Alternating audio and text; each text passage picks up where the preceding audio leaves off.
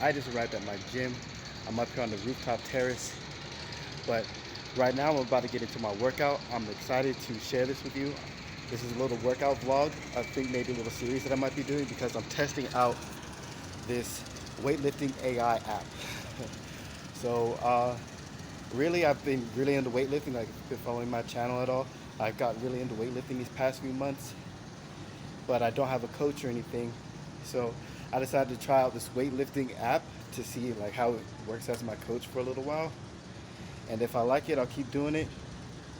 Um, so yeah, really what I want to see is just some bigger numbers on my clean, my jerk, and my snatch, right? Because I feel like I'm pretty strong already, and I have decent work capacity. So it's just a matter of getting the cues and the technique down, and getting the confidence in myself to get under the bars whenever the weight gets heavy for me. So I know like maybe an app really isn't the best way to do that, but I figure for me right now it's the most cost effective method to do. So I'm gonna give this a try before I go ahead and hire an actual coach who can actually give me the actual feedback on my technique. So we're starting off with snatch balance, and from there we're doing front squats, clean pulls, strict press overhead, and then box jumps. So I'm familiar with all of these movements already. I just I normally don't do all of these kinds of movements on the same day though, right? Because I usually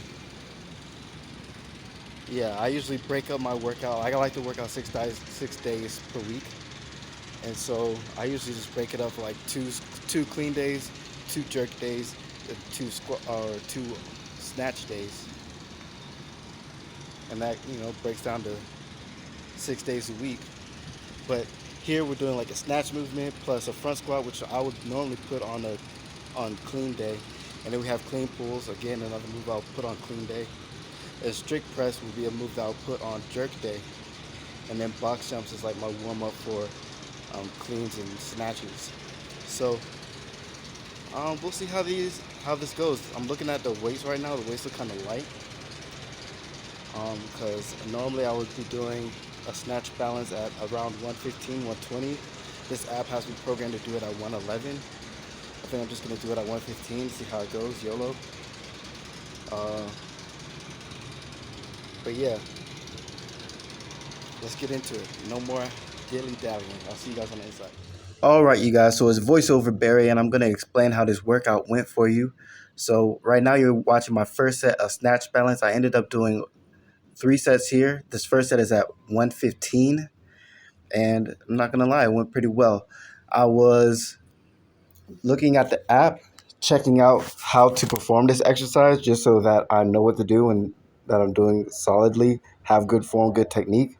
And one criticism of the app that I had was that when you're looking at the examples that they put here for how to perform the snatch balance, is they have two different versions of the snatch balance. They have one guy who has a lot of weight on his back and he does like a normal snatch balance, like what you see me doing, where you do a slight dip and you drive the bar up and you lift your feet up and then you come down. And then they have another version of the snatch balance where they're not using feet. The person isn't using feet, and I don't think he used a dip either. So it's like a no dip, no feet snatch balance where the guy, he just drops under the weight and like presses the weight up over his head as hard and fast as he can. And so there's like two different versions of the snatch balance, but they're both considered the same thing, a snatch balance. And so it was hard for me to know what exactly to do, but I ended up, this is my third set here. I ended up going up to 120, 2 sets at 115, and 1 set at 120. And, it was a challenging workout. That's like normally what I do on a snatch balance. So I'm glad that I was able to complete that. After that, we had the front squat. And the front squat was weird because they had me programmed for something super light, but I decided to take it up anyway. So this first set here is at 195, and it was super easy for me. Well, I won't say super easy because like it's been a while since I front squatted, but this is very familiar territory for me. And so I gave it a 5 out of 5 in terms of reps in reserve. And so the app prompted me to take it up. And so I took it up another 15 pounds to 210, which is what you see me squatting here, 210 pounds. And I gave that a 4 out of 5 reps in reserves. And so the app prompted me again to take it up. And I ended up going for a 225 for the last 2 sets of 4. So that's what you see right here, 225 on the bar for 2 sets of 4 after my first 2 sets of 4 at 195 and 110. And I gave each of these sets a 3 out of 5 in terms of reps or reserves. Reps in reserve is a new way for me to measure how I perform. I come from like the starting strength, old school method of just putting weight on the bar, and if it moves, it moves. So I'm not really used to reps and reserves. Like I know I don't have reps and reserves when I fail a set. That's generally how I measure that, right? Like I don't really use reps and reserves to measure. So getting used to that is cool. Um, but yeah, I don't. The thing is though, is like I'm all strapped up. You see me with the knee sleeves and the belt. I don't know if I would be as confident or as strong if I didn't have that equipment helping me out, supporting me. So there's that I also am considering whenever I do these reps and reserves. So the next exercise was the clean pull. And normally when I do this exercise, I'm doing it for like 3 sets of 5 at like, 260, 275, even 300 sometimes. But the app prompted me to take it light, so I took it light. The first set was at 175, and that was way too light because you see I have like a lot of arm bend. And in this exercise, you're not supposed to have a lot of arm bend. It's supposed to be like in your shoulders. You're supposed to explode up, come up on your toes, and do a shrug. Let your shoulders do the work. And so I took it up another 30 pounds to 205. And even still, you can tell that's still a little bit light for me. Like, look at all the arm bend that I have going on. And I'm using straps here just because it makes it easier. It's like really the only clean exercise that you can really use straps on. So I decided to use straps. And then for the last set here at 230, I took it up again, another 25 pounds. And this one felt comfortable. So yeah, I like this. This is like where the weight for me starts to feel like actual work, right? Like I said, my work capacity is pretty good because of how I've been training before I started using this app. So I have like super high endurance in terms of my ability to perform set after set after set at high intensity.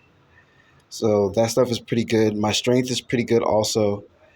And so I really want this app to help me refine my technique. And I'm hoping that the more data I give the app, the better it will be at that.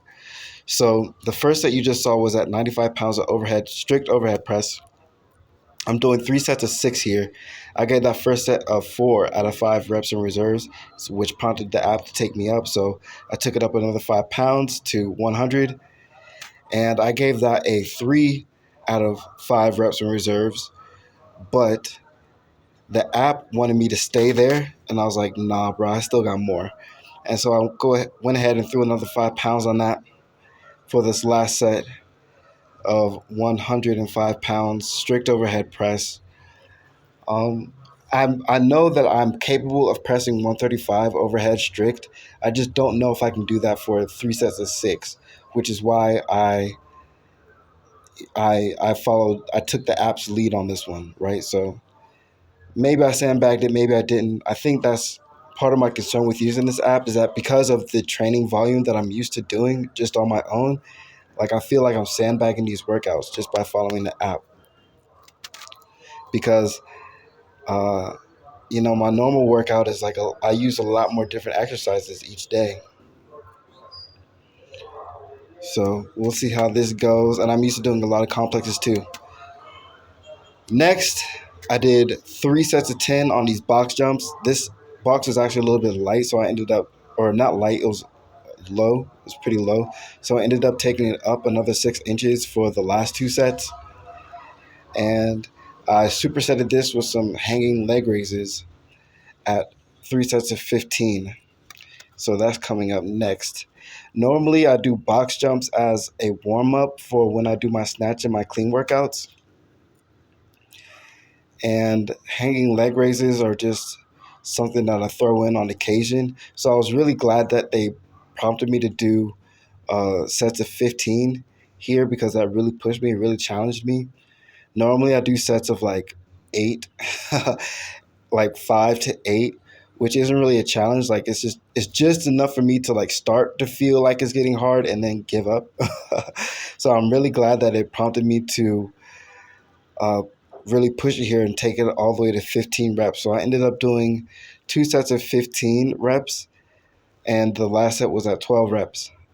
So the key here, or what I'm thinking about, is trying to get my feet to at least shoulder level and to not use swing. Overall, I'm really pleased with the app.